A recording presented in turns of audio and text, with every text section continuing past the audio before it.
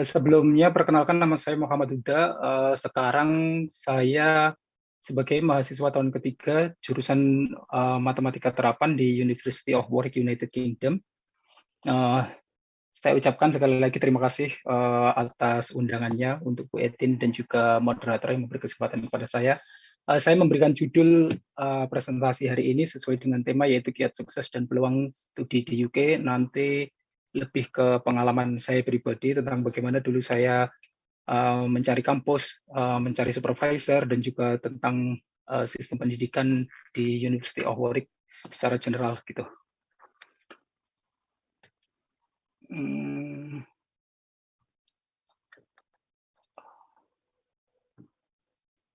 Ini sedikit biografi saya. Saya kelahiran 4 Mei 1988, asli dari Kediri, Jawa Timur. Saya menempuh pendidikan S1 di Universitas Negeri Malang, jurusan Pendidikan Matematika. Saya S2 ngambil Matematika Murni di Universitas Brawijaya angkatan 2011. Sekarang saya mengambil Matematika Terapan di University of Warwick. Jadi memang agak berbeda dari pendidikan, kemudian Matematika Murni, kemudian Matematika Terapan. Ya, challenging banget sih bagi saya, tapi ya dinikmati saja sih. Institusi saya, insya Allah nanti setelah lulus saya akan mengajar di Universitas Islam Raden Rahmat Malang, salah satu universitas swasta yang ada di Malang. Ini ada beberapa yang saya cantumkan. Saya termasuk awardee English for Academic Purposes yang diselenggarakan di IALF Bali. Ini disponsori oleh Ministry of Religious Affairs atau Kementerian Agama pada tahun 2015 sampai 2016. Follow up dari kegiatan itu, alhamdulillah saya juga keterima sebagai awardee untuk program 5.000 dokter yang sekarang saya gunakan untuk mengejar doctoral degree saya di University of Warwick. Beberapa pengalaman saya ketika di UK yaitu saya sebagai tim guide untuk tim Indonesia di International Mathematical Olympiad tahun 2019 yang diselenggarakan di University of Bath.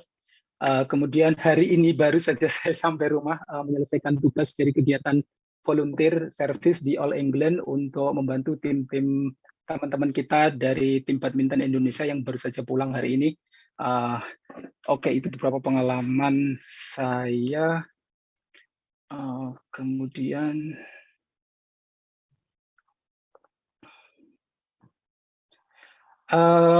saya nanti tidak akan menjelaskan secara detail tentang bagaimana scholarship khususnya di overseas. Nanti ada teman speaker lain yang akan membahas tentang itu. Tetapi saya di sini memberikan sedikit informasi tentang beasiswa yang ada di luar negeri. Walaupun kita membahas tentang UK, saya memang sengaja mengikutkan salah satu beasiswa yang diadakan oleh Australian Government yang disebut dengan AAS. Ada beberapa beasiswa karena saya program PhD itu ada dari Kementerian Agama, kemudian untuk beasiswa LPDP juga ada, dan untuk beasiswa yang diselenggarakan oleh pemerintah Inggris itu ada chevening, biasanya untuk anak master tapi harus ada pengalaman kerja 2 tahun kurang lebih. Kemudian ada beberapa beasiswa yang diselenggarakan khusus oleh universitas yang ada di UK. Karena saya berada di Warwick itu banyak sekali beasiswa. Unfortunately, untuk international student yang masuk di Indonesia itu hanya beasiswa yang disebut dengan counselor scholarship. Biasanya ini pembukaannya setiap tahun, tutupnya sekitar akhir Januari. Jadi teman-teman yang mengejar program PhD bisa mentargetkan beasiswa ini untuk tahun depan. Nanti bisa dicek di linknya langsung ya. Gitu. Oke, saya sharing pengalaman saya tentang bagaimana memilih universitas. Jadi ada beberapa poin yang saya sebutkan di sini. Mungkin ini memang sesuai preference setiap orang ya. Saya hanya berbicara berdasarkan pengalaman saya. Pertama, ini karena supervisor itu biasanya memang secara garis umum untuk yang program PhD, tidak untuk undergraduate ataupun master. Tetapi menurut saya poin-poin ini juga beberapa akan ada relasinya dengan teman-teman yang lain walaupun ngambil undergrad atau master ya. Yang pertama harus cek subject of interest. Jadi memang ingat bahwa kita nanti belajar itu yang terutama adalah apa yang memang kita minati, karena satu, kita akan mempelajari hal itu kurang lebih selama 3 sampai 4 tahun. Setelah itu, setelah kita lulus pun kita akan menggeluti bidang itu hingga sisa karir kita, ya. Jadi kalau memang dari awal kita hanya memilih subjek yang bukan sesuai interest kita, tetapi hanya mengikuti apa kata orang lain, apa tren yang ada di luar sana, nah itu harus benar-benar dipikirkan karena akan kembali lagi kita yang akan mengenyam pendidikan itu, gitu. Yang kedua adalah consult the university rankings. Maksud saya di sini adalah ranking kita harus melihat dari beberapa aspek. Ada ranking universitas berdasarkan jurusan. Seperti yang saya bilang tadi, yang terpenting itu adalah subject of interest kita. Jadi jangan melihat, oh ranking kampus A itu sangat tinggi, tapi untuk jurusan kita ternyata rankingnya tidak begitu bagus. Jadi jangan hanya mengejar ranking universitasnya, tetapi harus berdasarkan spesifik subjek yang ingin kita ambil. Juga tentang ranking university ini, poinnya kan banyak sekali ya. Salah satunya ada kepuasan alumni, terus seberapa besar peluang mereka untuk mendapatkan kerja dan lain-lain. Nanti silahkan dicek, itu saya cantumkan linknya. Kalian bisa cek berdasarkan subjek atau berdasarkan area dan lain sebagainya. Kemudian hal yang terpenting, karena menurut saya tujuan pertama kita adalah study, dan salah satu tempat yang harusnya paling nyaman buat kita study itu adalah library. Jadi tidak ada salahnya kita harus cek dulu library yang ada di kampus itu provide-nya seperti apa. Walaupun saya bisa mengatakan secara garis besar, ini bukan mengkreditkan kampus di Indonesia ya, cuman secara garis besar memang library yang ada di United Kingdom itu masih jauh lebih baik daripada di Indonesia. Satu, mereka di Warwick itu terbuka 24 jam selama 7 minggu. Jadi kalau kalian misalkan mau stay di library as long as possible you want, you can.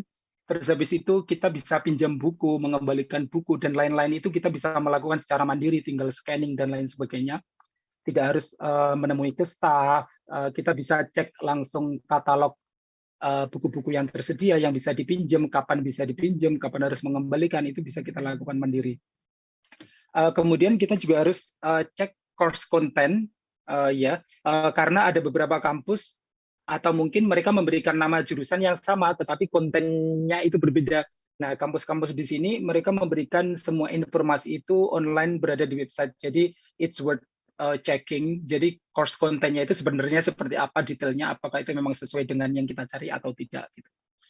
Kemudian beberapa hal pertimbangan lain adalah check the available sports and societies, karena menurut saya ini sangat penting, karena jujur ini salah satu hal yang mungkin agak saya sesali waktu saya S1 dulu. Saya terlalu fokus kepada pendidikan dan saya baru sadar sekarang ketika mengambil PhD, karena saya sendiri juga yakin bagi diri saya jika saya hanya fokus belajar selama 3-4 tahun, pulang-pulang ke Indonesia, bukannya saya membawa banyak ilmu, fresh gitu, mungkin saya sudah banyak kepikiran, kebanyakan stres di sini, jadinya nanti tidak bisa berkontribusi secara maksimal. Jadi saya berpikir untuk making myself balancing life ya. Jadi antara pendidikan, olahraga, dan juga kehidupan sosial gitu. Jadi silakan dicek kalau teman-teman sukanya olahraga apa. Misalkan kalau saya badminton, jadi cek bagaimana olahraga yang disediakan oleh kampus di sana. Kemudian tentang society, biasanya di setiap kampus atau di daerah itu ada, untuk kita mahasiswa Indonesia ada PPI. Di Coventry ini ada 2, PPI Coventry dan PPI Warwick. Jadi itu salah satu komunitas juga yang sangat baik bagi kita, karena itu menjadi salah satu tempat pertama yang kita tuju ketika kita ada masalah, ketika kita perlu teman ngobrol dan lain sebagainya, karena well-being itu memang sangat penting ya. Despite another things ya tentang studi kita, tapi memang menjaga kesehatan mental juga sangat perlu. Kemudian yang terakhir, mencari tahu tentang student accommodation. Ini tidak hanya on-campus accommodation, tapi juga akomodasi yang berada di luar kampus. Apakah memang akomodasinya itu dekat dari kampus, biayanya terjangkau, apakah keamanannya juga baik, dan itu semua bisa dicek melalui website universitas tujuan. Ini khususnya bagi teman-teman yang ingin menempuh PhD, ini berdasarkan pengalaman saya untuk mencari potensial supervisor. Saya list beberapa poin di sini. Salah satunya pasti mencari uni or research institute yang paling relevan dengan research yang akan kita lakukan gitu. Sekali lagi, jangan terpacu hanya karena tertarik dengan nama besar kampusnya, Padahal di sana potensial supervisor yang bidangnya memang sesuai dengan yang kita minati tidak ada. Akhirnya kita terpaksa, karena saya ingin berada di kampus A, ya udah deh nggak apa-apa, saya nanti ngikutin apa maunya mereka gitu. Hati-hati karena tujuan kita di sini adalah memperdalam ilmu yang sesuai dengan minat kita, sesuai dengan background kita gitu, bukan mengejar nama kampusnya itu sendiri gitu. Yang kedua, browse through the staff profiles on the university website. Jadi di setiap website universitas itu ada informasi di sana. Kalian menginginkan jurusan apa, nanti ada kolom menu biasanya yang disebut dengan people atau staff. Kita bisa cari informasi tentang daftar staff yang ada di sana, tentang expertise beliau apa saja, research yang diminati beliau apa saja, sehingga nanti bisa menyesuaikan dengan apa yang kita cari.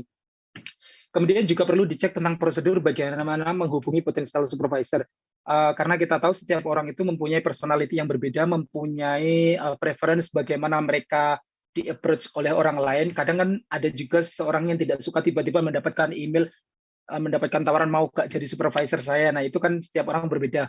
Siapa tahu memang ada prosedur khusus untuk menghubungi mereka yang disediakan oleh universitas. Jadi memang harus dicek di website universitasnya ya. Kemudian yang juga tidak kalah penting adalah prepare your research proposal. Khususnya untuk teman-teman yang ingin PhD, kita memang harus mempersiapkan research proposal terlebih dahulu sebelum kita apply, baik itu beasiswa ataupun apply ke kampus. Karena hal ini sangat penting ketika kita mencari potensial supervisor. Intinya, research proposal itu adalah sesuatu yang kita buat sebagai daya jual kita kepada supervisor gitu. Kita menawarkan ke mereka research proposal saya itu seperti ini nih. Jadi kalau kita bisa membuat research proposal yang convincing banget ke supervisor, ya kemungkinan besar pasti mereka tertarik dong untuk menjadi supervisor kita gitu. Bahkan jika beruntung supervisor itu tidak hanya akan menerima kita, justru memberikan beasiswa ke kita juga gitu. Itu sangat memungkinkan sekali gitu. Jadi buat teman-teman yang ingin mencari beasiswa, bisa juga dari supervisor, bisa dicek di laman pribadi mereka. Biasanya mereka juga menawarkan research yang mereka inginkan apa, juga menawarkan beasiswa buat PhD student. Jadi saya selalu suka dengan istilah ini, strive for progress, not perfection. Saya yakin setiap orang tahu bahwa no one's perfect, tidak ada segala sesuatu di dunia ini tidak ada yang sempurna. Jadi kalau kita mengerjakan sesuatu, menurut saya lebih baik kita fokus ke progres kita, apa yang menjadi target kita, ketimbang kita menginginkan segala sesuatu yang ingin kita peroleh itu sempurna, karena nanti tidak akan selesai gitu. Ini beberapa tips tadi yang beberapa kali saya sampaikan tadi. Saya membaginya menjadi 3, study, sport, sama society. Alhamdulillah di tahun pertama saya COVID outbreaks itu belum terjadi ya waktu itu. Jadi saya masih mengalami pendidikan di dalam kelas secara langsung. Dalam hal ini maksud saya di UK itu kita wajib 1 tahun untuk jurusan matematika itu yang namanya doctoral training. Jadi kita memang ngikut anak master yang mendapatkan program-program tambahan. Nanti jika memang dirasa layak, akhirnya kita bisa diakui sebagai PhD student. Dan kebetulan saya juga mengajar anak undergrad di sini, jadi saya kurang lebih juga tahu situasi berada di dalam kelas itu seperti apa gitu. Salah satu hal yang paling penting dalam hal studi itu menurut saya adalah membuat planning ya, bisa daily, weekly, monthly, atau yearly.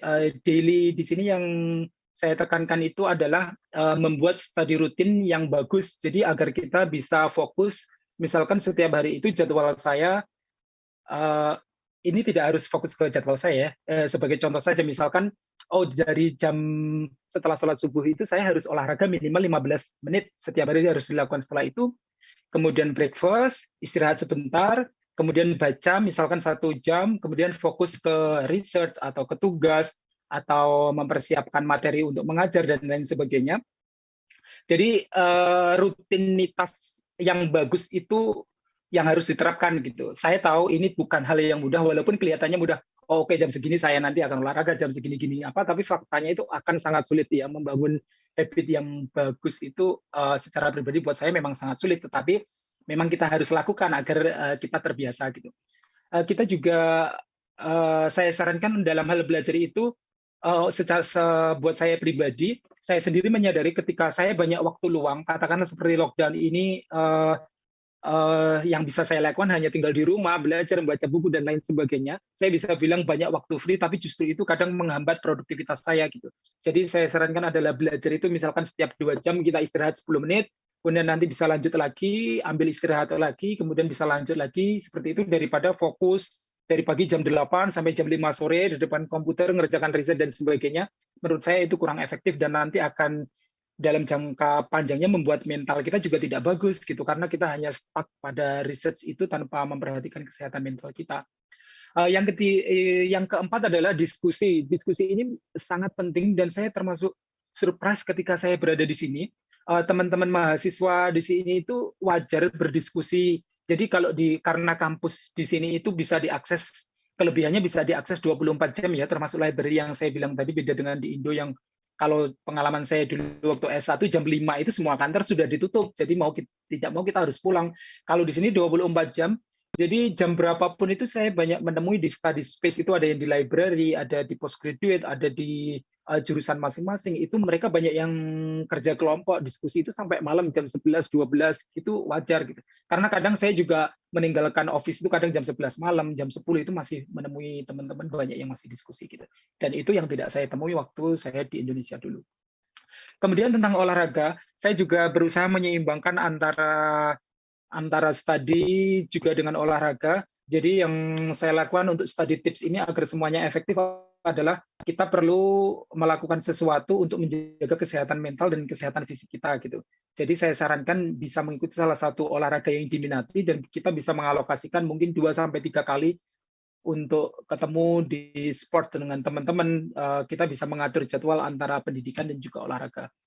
Jadi untuk study tips yang lain, seperti saya bilang tadi, selalu saya tekankan lagi, buat rencana, kemudian usahakan selalu mengikuti rencana yang sudah dibuat, kemudian usahakan untuk diskusi dengan teman-teman yang lain setiap ada kesempatan gitu. Karena saya yakin antara belajar sendiri dan diskusi itu akan banyak hal yang kita peroleh ketika kita diskusi. Karena akan banyak hal masukan dari teman lain, diskusi tentang materi dari teman yang lain, pemahamannya mungkin berbeda dan lain sebagainya, kita akan memperoleh banyak sekali informasi tambahan. Kemudian ada society, usahakan ini menurut saya pribadi karena bagaimanapun kita hidup tidak di daerah kita sendiri gitu. Jadi usahakan untuk selalu keep in touch dengan teman-teman yang ada di society yang ada di sana, dalam hal ini PPI Warwick, agar kita selalu update dengan kondisi teman yang lain, kita bisa saling membantu, kita bisa saling support, karena permasalahan yang dialami kita dalam hal studi itu tidak melulu tentang ujian dan lain sebagainya ya. Ketika depresi tentang ujian dan sebagainya, kemudian ada permasalahan keluarga, ada permasalahan keuangan, yang beasiswa tidak cair-cair dan lain sebagainya, disitulah society itu sangat penting karena kita bisa sharing, kita bisa saling support satu sama lain. Maaf Mas, sudah 1 menit lagi ya? Ya, itu tadi yang terakhir dari saya. Ya, terima kasih banyak. Kalau teman-teman mau memberikan pertanyaan langsung melalui email saya, boleh melalui Instagram atau Facebook, silahkan. Saya insya Allah akan dengan senang hati untuk menjawab dan membantu teman-teman sebisa saya.